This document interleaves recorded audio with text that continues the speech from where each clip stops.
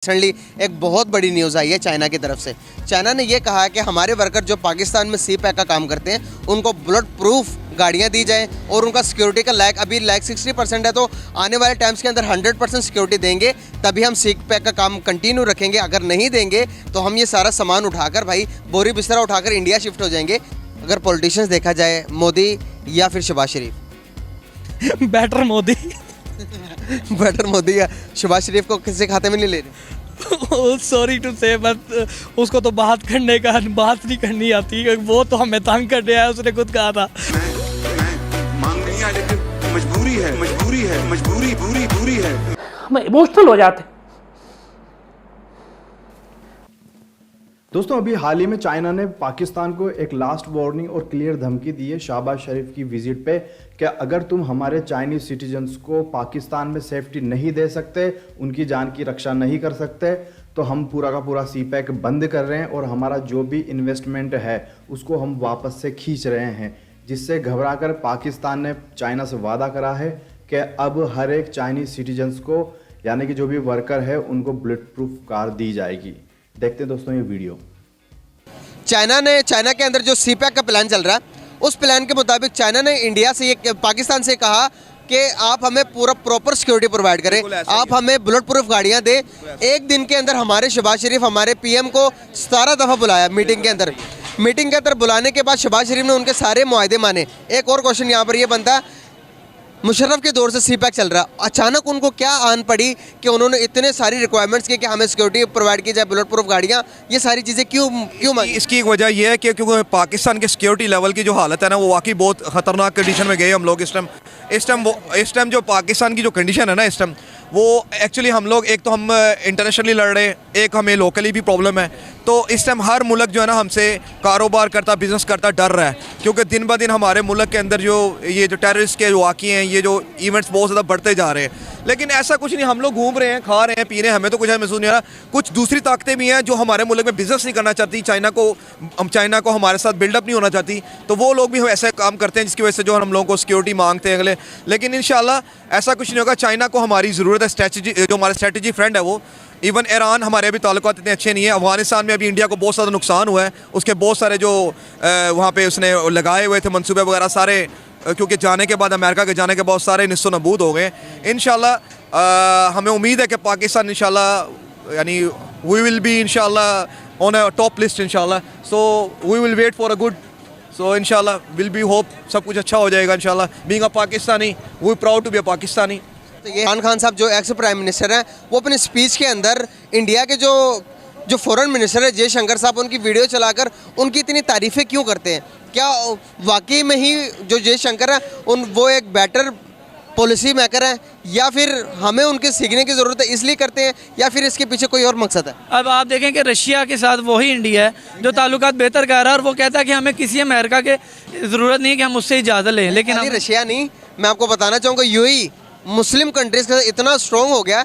अब जितने अगर आप बात करेंगे 70% इंडियंस इन्वेस्टमेंट कर चुके हैं दुबई के अंदर, यूएई के अंदर, तरह तरह की चीज़ों के अंदर, और पाकिस्तानी को बैक एंड किया जा रहा है। पाकिस्तानी आगे क्यों नहीं आ पा रहे? हम अपनी इज़्ज़त बनाने में एज ए इंडिविजुअली क्यों नहीं आगे आ पा रहे? क्यों नहीं हम अपनी इज़्ज़त करवा पा रहे? इसके पीछे क्या वजूहत है, इसको थोड़ा डिफाइन करें आप। उसके पीछे सर वजह सिर्फ और सिर्फ एक ही, आज़ादाना सोच। जब तक आप आज़ाद ख्याल नहीं होंगे, आप अपने फैसले खुद नहीं कर सकेंगे, आप कभी भी आगे नहीं आ सकेंगे।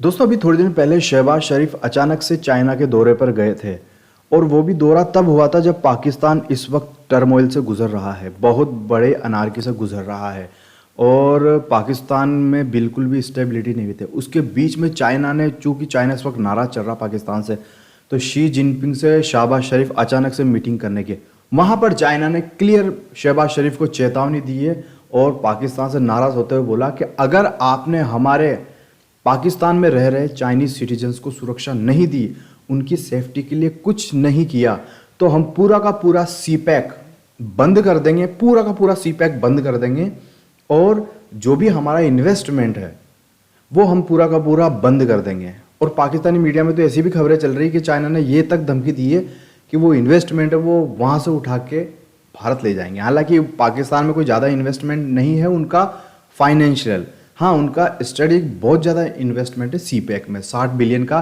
जिसमें से 30 या 35 बिलियन लग चुके हैं, उसमें से आधे भ्रष्टाचार की भेंट चढ़ चुके हैं, बड़े बड़े कर्नल जनरल खा चुके हैं वो पैसा, और ये पाकिस्तान की आवाम भी जानती है। तो दोस्तों ऐसे में चाइना बहुत बुरा नाराज़ है कि उसके सिटीजन्स मारे जा रहे हैं, क्योंकि ऐसा चाइना के साथ कहीं भी नहीं हो रहा। एक तो भारत ने उसके सैनिक मारे थे, दूसरा पाकिस्तान में मारे जा रहे हैं।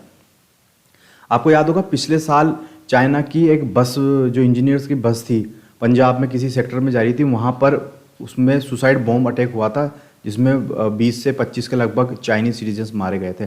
इसके अलावा इसी साल एक कराची की एक यूनिवर्सिटी में, कन्फ्यूशियस यूनिवर्सिटी में, जो चाइनीज़ ऑफिशियल्स थे वहाँ पर, जो चाइनीज़ प्रोफेसर है जो पिछले 5-6 सालों से वहाँ पढ़ा रहे हैं, वहाँ के बच्चों को मैंडारिन सिखा रहे हैं, वो चाइनीज़ लैंग्वेज सिखा रहे हैं और उन बच्चों को चाइनीज़ कल्चर के बारे में बता रहे हैं। ठीक है, वो उनका हक है, वो सब बेगुनाह थे प्रोफेसर चाइनीज़, लेकिन चूंकि वहाँ के बलूच लोग और सिंधी लोग और ख़ासकर बलूचिस्तान के लोग समझते हैं कि चाइना यहाँ पे इन्वेजन कर रहा है, इस वजह से एक पढ़ी लिखी लड़की, जो 2 बच्चों की माँ भी थी, पढ़ी लिखी महिला, उसने अपना आप को बम से उड़ा दिया था उस जीप के सामने, उस बस के सामने, छोटी बस के सामने, जिसमें चाइनीज़ प्रोफेसर, औरतें और आदमी उसमें लंच के लिए बाहर जा रहे थे। उसको उस वक्त उड़ा दिया था और वो लगभग सारे मारे गए थे। इस घटना ने भी चाइना में एक शॉक वेव पैदा करी है कि कैसे हमारे लोगों को मारा जा रहा है। दोस्तों बलूचिस्तान के लोग इस वक्त चाइना से बेहद बेहद बेहद नाराज़ हैं, क्योंकि अब उनको लग रहा है कि चाइना यहाँ इन्वेस्टमेंट नहीं कर रहा, बल्कि हमारा एक तरह से इन्वेजन कर रहा है। और ऐसी भी खबर आई है कि जो पाकिस्तान का जो एलिट क्लास, उन्होंने ये धमकी भी दी थी कि हम बलूचिस्तान की डेमोग्राफी तक भी चेंज हो सकती है। मतलब बलूच लोगों को लग रहा कि अगर ये चाइना बहुत बड़ी संख्या में आ गए तो हमारी डेमोग्राफियाँ भी चेंज हो जाएगी, तो हम करेंगे क्या। गरीब मछुआरे जो बेचारे मछलियाँ पकड़ते हैं, गरीब बलूच, वो पहले ही पाकिस्तान सरकार से बेहद नाराज़ हैं, क्योंकि उनकी मछलियाँ ख़त्म हो चुकी है, क्योंकि वहाँ का फ़िशिंग का पूरा, उस कोस्टल एरिया का फ़िशिंग का ठेका पाकिस्तानी सरकार ने चाइनीज़ कंपनी को दिया हुआ, जो ऐसी बड़ी बड़ी मशीनें लेके आती है, जो एक ही बारी में ऐसे लोहे के जाल फेंकती है, जो पूरी मछलियाँ लाखों टन एक ही बारी में ले जाती है। और वो ना सिर्फ मछलियाँ ले जाती है, बल्कि जो समुद्र का पारिस्थितिकी तंत्र है, जो मूंगा चट्टानें वगैरह, वो भी पूरी बर्बाद करती हुई जाती है। तो ऐसे में आप खुद बताओ, फिर बेचारे वो बलूचिस्तान के लोग करेंगे क्या। यही कारण है कि इस वक्त बलूचिस्तान के लोग चाइनीज़ से बेहद नाराज़ हैं, और इस वक्त चाइना के सिटीजन्स पूरे पाकिस्तान में कहीं भी है, वो पूरी तरह से डेंजर में है। यही कारण है कि पाकिस्तान सरकार ने अब चाइनीज़ जो सरकार है उसके दबाव में आकर ऐलान किया है कि जो भी वर्कर्स होंगे चाइना के, जो भी प्रोजेक्ट जो सीपैक उसमें काम कर रहे हैं, उनको बुलेट प्रूफ कार दी जाएगी। बताइए, अब आप हज़ारों की संख्या में है, किस किस को बुलेट प्रूफ वो कार देंगे। ये दूसरी बात ये दोस्तों कि ये भी बड़ी सोचने वाली बात है, और पाकिस्तानी आवाम को भी सोचनी चाहिए कि चाइना सीपैक का इन्वेस्टमेंट कर रहा है, लेकिन वो जो मजदूर है वो अपने खुद के लेके आ रहा है। 80% मजदूर चाइना के हैं, बताइए आप। यानी कि वही पैसा जो चीन इन्वेस्टमेंट कर रहा है वो मजदूरों के रूप में वापस चाइना चला जाएगा। बताइए दोस्तों, आप इस पर क्या राय रखते हैं, नीचे लिखिएगा। जय हिंद।